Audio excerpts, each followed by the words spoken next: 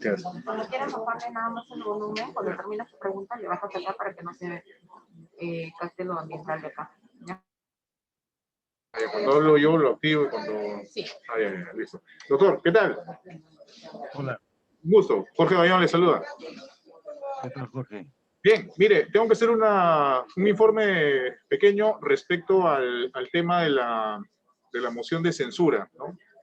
Bueno, con la situación que se presentó ayer en el Congreso, ¿no? Pero es básicamente para explicar un poco la figura de la moción de censura y en qué circunstancias se puede dar y que si en este caso finalmente digamos, es válida, ¿no? Entre comillas, por los argumentos que han planteado los que han presentado esta moción. Más o menos. Claro, ¿cuándo se puede dar y cómo se debe votar, no? También, claro, exacto. Un poquito para explicar más o menos esa figura. ¿Ok? Listo. Entonces, ya, empezamos entonces. Doctor, bueno, ¿en qué circunstancias, situaciones se puede plantear una moción de censura contra la mesa directiva del Congreso? En principio, las mociones de censura contra la mesa directiva están previstas en el reglamento del Congreso, en el artículo 68, inciso D, donde se señala que caben presentarlas como una moción de orden del día. La moción de orden del día debe ser primero admitida y luego debe ser debatida y votada. Para la admisión se prevé que el autor de la moción con la petición de censura de la mesa debe sustentarla a lo más en 5 minutos y luego los opositores de la censura tienen hasta 5 minutos a razón de 1 minuto cada uno para oponerse a la admisión. Una vez que la moción ha sido admitida, el siguiente paso es debatirla y votarla.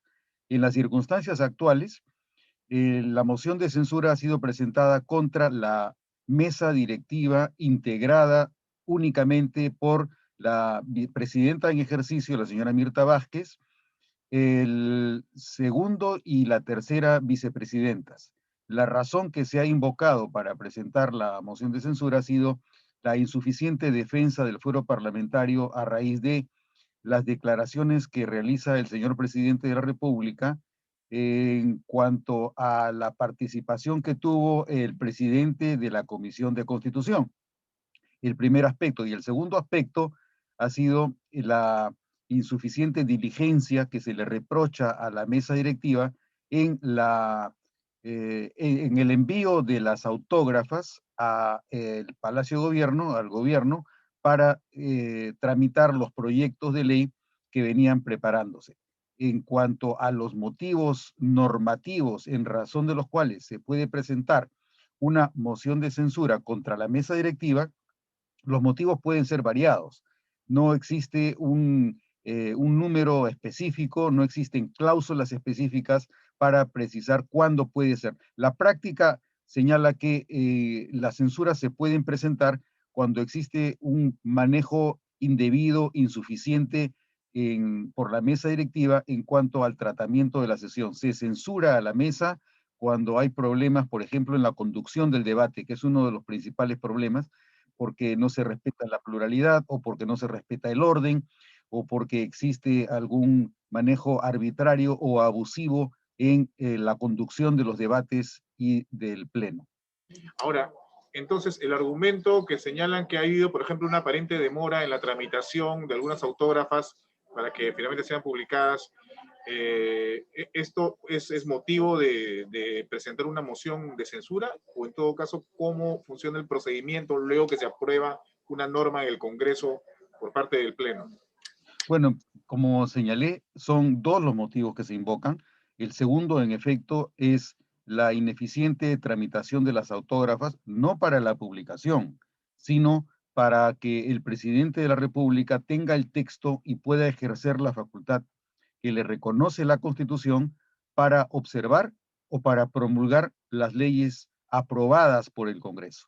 Entonces, el reproche que se le hace a la mesa directiva que se pretende censurar es que ha habido una demora excesiva en la tramitación de las autógrafas que se le remite al presidente de la República.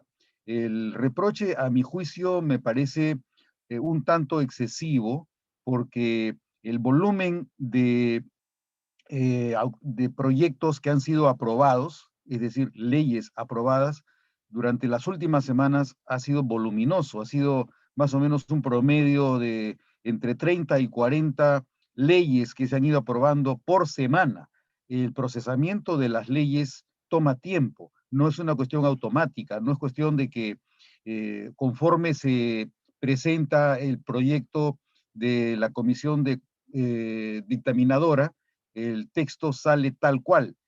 Para que la autógrafa pueda derivarse al presidente de la República, debe pasar por un proceso de certificación. Es más, en el Congreso se ha contado con una certificación ISO 9001 para procesar todas las autógrafas de manera que exista fidedignidad en relación con la voluntad del Pleno. La autógrafa es una copia de la voluntad del Pleno y para saber cuál es esa voluntad no es sencillo, porque hay muchos casos en los que durante el debate se hacen modificaciones, el presidente de la comisión acepta algunas propuestas, no acepta otras, entonces hay que contrastar el texto que se debe remitir al presidente de la República con la decisión a la que se arribó durante el debate y votación de la iniciativa. En cuanto entonces al volumen, me parece que ese no sería el argumento más importante porque hay que tener en consideración que no es razonable esperar que si se están procesando 40 iniciativas, si se están aprobando 40 leyes por semana, es necesario que el personal que está a cargo de ese proceso tenga el tiempo necesario de manera que no se tergiverse ni distorsione la voluntad del Pleno. Esa es una tarea muy semejante a la que tendría que desarrollarse en un proceso notarial, por ejemplo. El presidente del Congreso y el vicepresidente del Congreso que suscriben la autógrafa tienen que asegurarse que ese texto es un texto que corresponde a la voluntad del Pleno. Primero tiene que prepararse técnicamente el texto, luego las oficinas del vicepresidente y de la presidencia también tienen que verificar que la propuesta técnica que se realiza para integrarla en la autógrafa corresponde en efecto a lo que a su entendimiento fue aprobado. Ese es el principal escollo que tiene que salvarse. Pero cuando se tiene una cantidad de personal con dificultades para el trabajo, porque no se está haciendo trabajo físico sino remoto, obviamente las dificultades también para la elaboración de la autógrafa aumentan notablemente. ¿Cuánto tiempo normalmente dura todo este trámite que usted ha descrito respecto al tema de enviar la autógrafa y la revisión y todo esto? ¿Cuánto en promedio puede durar? Es que depende. Por ejemplo, una ley que aparentemente puede ser muy sencilla y de las que abundan recientemente es un proyecto de ley de creación de un distrito. Cuando uno crea un distrito, no solamente dice, créase el distrito tal, no. Tiene que definirse cuáles son las cotas, si es que se trata de un distrito, por ejemplo, en una quebrada o en un cerro, tiene que señalarse la cantidad de grados, de minutos, de segundos, de inclinación, etcétera. Eso tiene que verificarse con el texto que ha sido remitido por el Poder Ejecutivo. Un texto tan sencillo como podría ser el de la creación de un distrito, tranquilamente puede tomar por lo menos una semana o semana y media, porque hay que realizar las lecturas, a veces hay que hacer consultas con quienes autorizan esos textos, que es el personal técnico, no de un ministerio, sino, por ejemplo, del Instituto Geográfico Nacional. Ese tipo de cuestiones pueden tomar tranquilamente semana y media.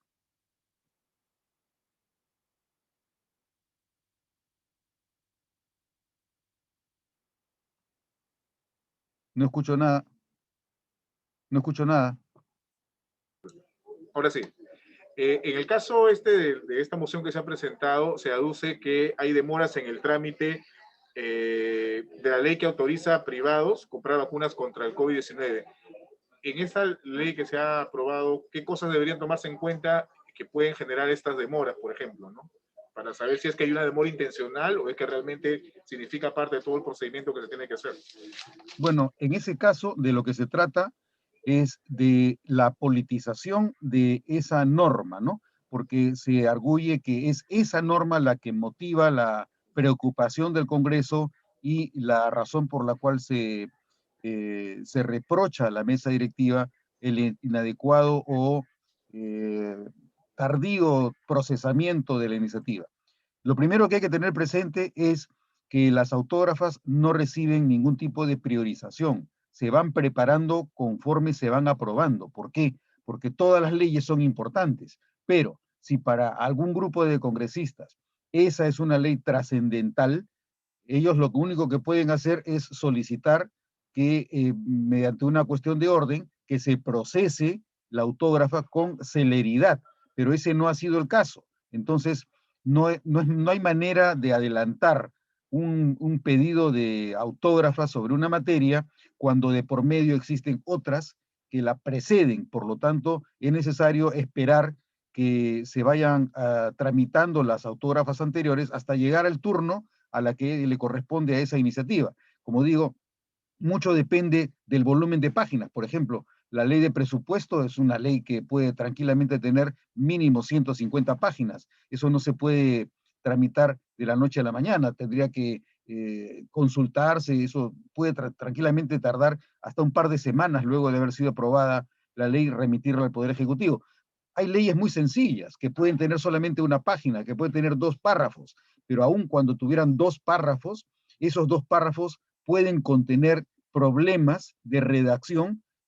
Con una coma, por ejemplo, o con una preposición puede cambiar totalmente el sentido. Y eso es lo que hay que consultar en muchos casos con las comisiones para que acrediten que el texto que se está proponiendo es el texto correcto. Puede tardarse mínimo 3 días, 4 días, pero no puede hacerse de manera automática. Ese procedimiento de tramitación de las autógrafas es un procesamiento delicado que, como digo, para que el Congreso haya tenido, ya hace algunos años, se ha perdido la acreditación, pero hace algunos años se tenía la certificación ISO 9001 de control de calidad, de mejora continua y de gestión de riesgos en el Departamento de Relatoría, Agenda y Actas del Congreso. Eso se ha perdido porque el Congreso no se interesó más, pero eso no quiere decir que todo el procesamiento que exige una autógrafa no deba cumplirse, tiene que seguirse cumpliendo independientemente de que se realizaran las auditorías internacionales para asegurar que las autógrafas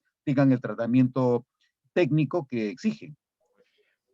Hace un momento usted señalaba que las mociones de censura se presentan como una especie de orden del día, moción de orden del día.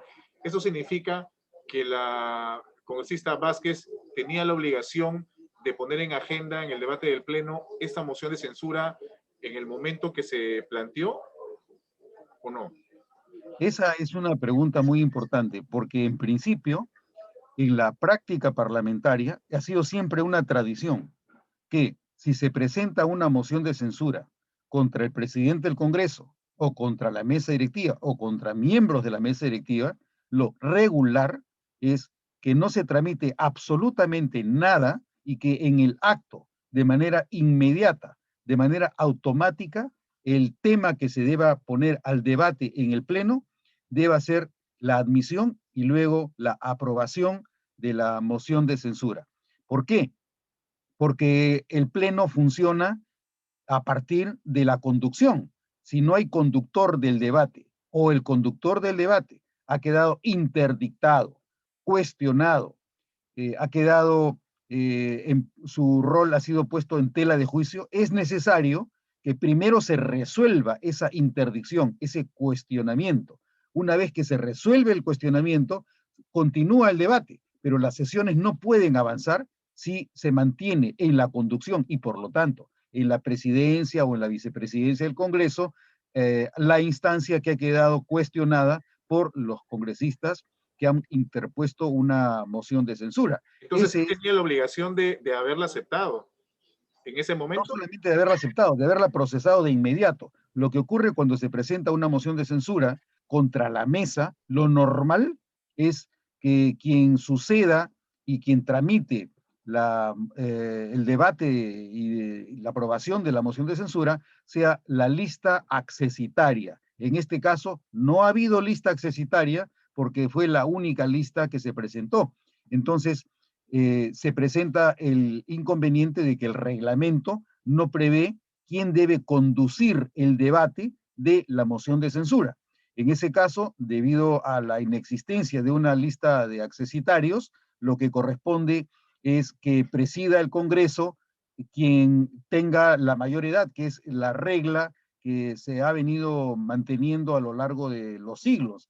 El Congreso puede ser presidido por el congresista de mayor edad en ausencia de una lista de accesitarios. Esa es una práctica tradicional en el Congreso que se observa cuando hay una emergencia y es necesario resolver un problema. Entonces, lo normal no es que se espere hasta la próxima sesión.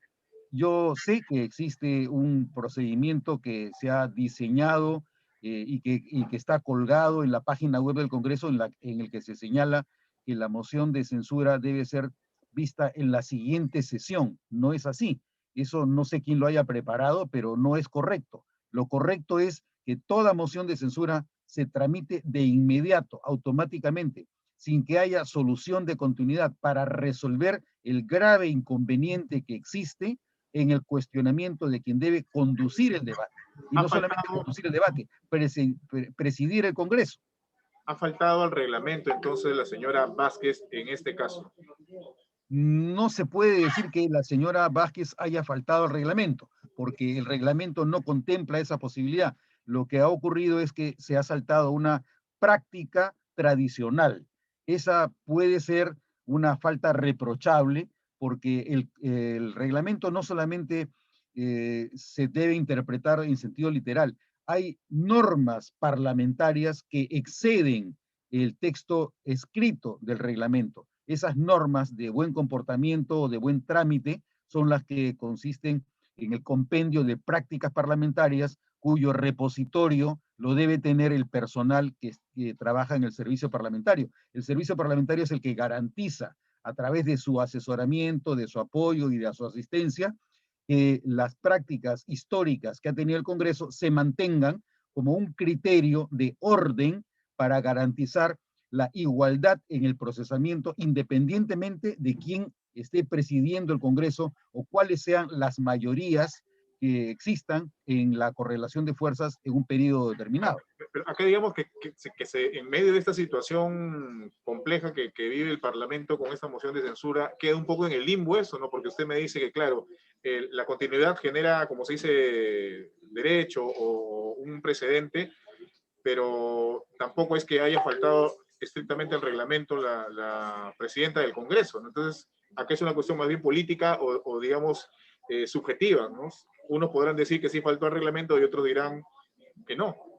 Bueno, no existe falta al reglamento, lo que existe es el inadecuado procesamiento de una moción de censura de acuerdo a las prácticas parlamentarias. Lamentablemente, con la cuestión de la irreelegibilidad de los congresistas, eso ha menoscabado severamente el desempeño de los representantes, porque cuando tú no tienes personas que tengan experiencia parlamentaria, tú crees que lo que tú estás haciendo es lo correcto. Entonces, si lo que tú crees que estás haciendo es lo correcto y no te atienes a ciertas normas, a ciertas prácticas que son de naturaleza consuetudinaria, vas a correrte el riesgo que te digan que tu proceder ha sido arbitrario, que ha sido caprichoso, que ha sido un acto de maquinación o de manipulación del rol que te corresponde como presidente del Congreso. Ese es el problema de no contar con la suficiente experiencia histórica en tanto el servicio parlamentario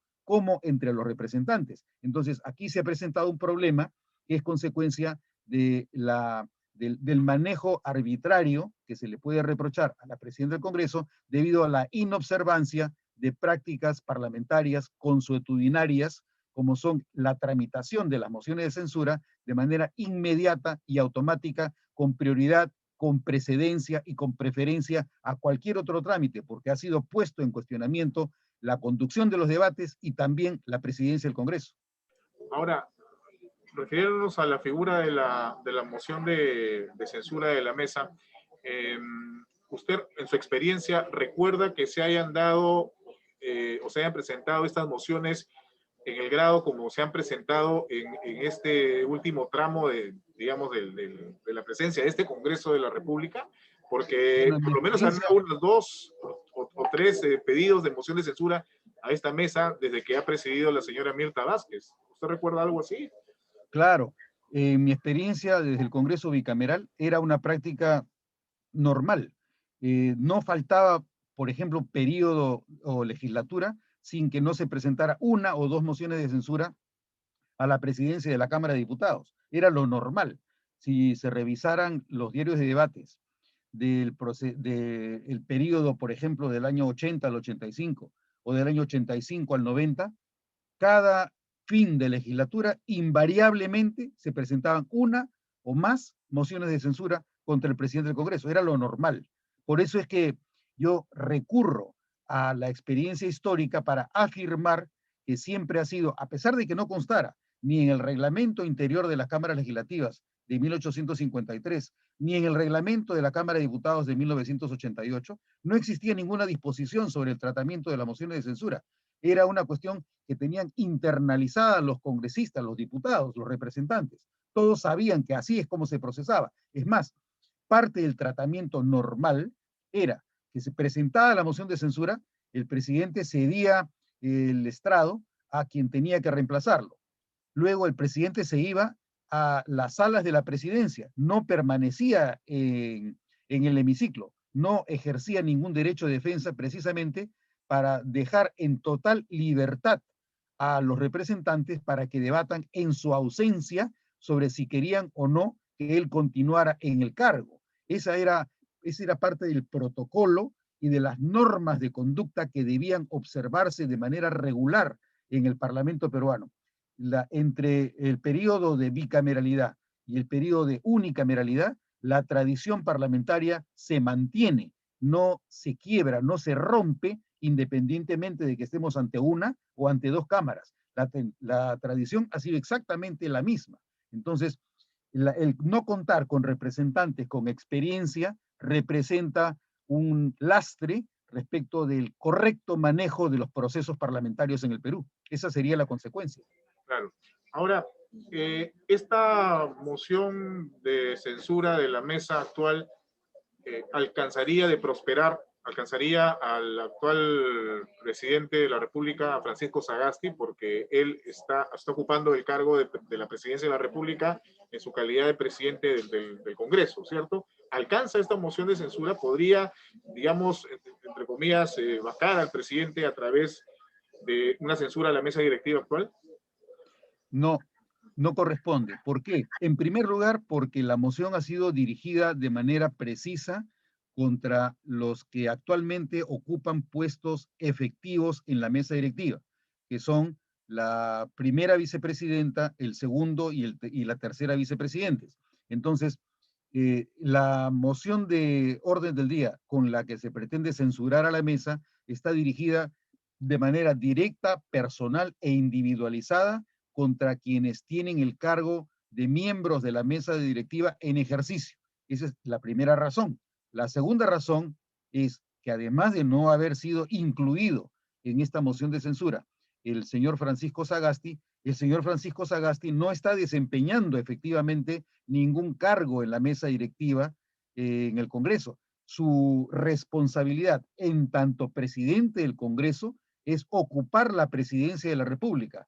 Se le podría reprochar a él que incurre en alguna falta en su condición de presidente de la República, sí, y cabría utilizar en ese caso las normas que prevé nuestra Constitución respecto de las acusaciones o de una posible intento de vacancia, pero de la presidencia de la República, no de la presidencia del Congreso, porque ese cargo no lo está ejerciendo. Tiene licencia para desempeñarse como presidente de la República. Entonces, ni la moción de orden del día lo ha incluido, ni sería posible a través de una censura a la mesa directiva que se declarara vacante el puesto de presidente del Congreso, que actualmente está hipotecado como cargo del presidente de la República. Entonces, no sería posible de ninguna manera utilizar el mecanismo de censura a la mesa directiva para afectar el rol que tiene que cumplir